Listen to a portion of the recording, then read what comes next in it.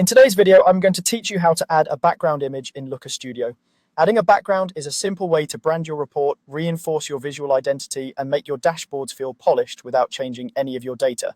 Start by opening your browser and heading to lookerstudio.google.com. Once your workspace loads, decide whether you want to start from a blank report or use a template. A blank report gives you maximum control over layout and spacing, while a template can save time if you already like the general structure. Either choice works fine for setting a background image.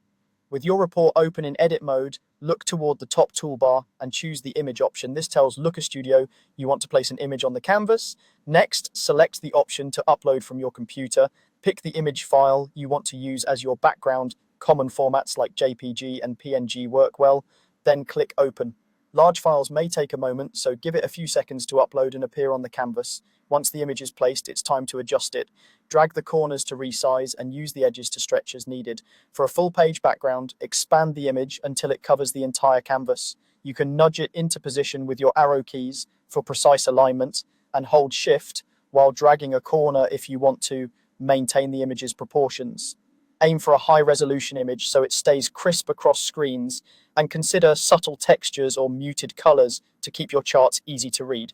Now, because this image is sitting on top of your content by default, you'll want to move it behind everything else. Right-click the image to open the context menu, choose Order, and then click Send to Back.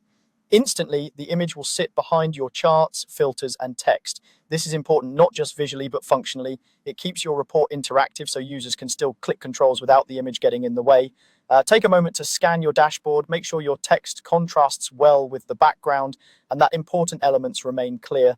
If the image feels too busy, try a softer graphic or a lighter version of the same design and re-upload. And if you're working across multiple pages, repeat the same approach on each page so your report feels consistent. That's it. You've successfully added a background image in Looker Studio, aligned it to your page, and sent it to the back so your content shines.